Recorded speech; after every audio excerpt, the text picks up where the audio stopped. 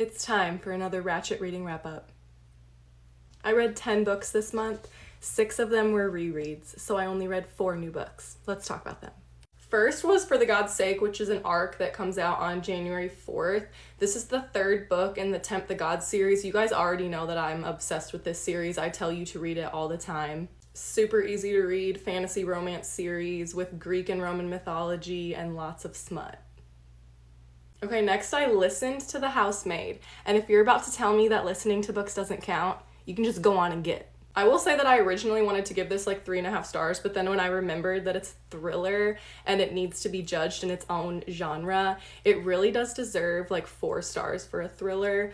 I will say that I was expecting some huge plot twist based off of what I've heard about it, but it was more of like a gradual reveal. I don't feel like there was ever a point where I was like, oh my god. It was like gradually I was learning things and piecing things together. It was still really good, but I think I was just expecting more of like a jarring plot twist, and I don't really feel like I got that. Okay, next was Still Beating by Jennifer Hartman.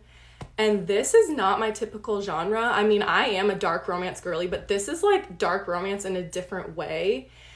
And I was shocked by how much I loved this book. Like, I'm giving this 5 stars. This is not a cute romance story. This is romance rooted in trauma with a beautiful healing story.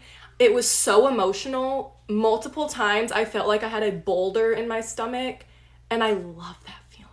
I want my heart to be tied to the back of a garbage truck on trash day and just drugged 10 blocks. You know what I mean? This is the book. This is the book. And you know what? I lied. Those are the 3 books that were new that I read this month. I reread 7 books. First reread was Kingdom of Ash. And yes, it does wreck you just as much the second time. Then I reread the entire ACOTAR series.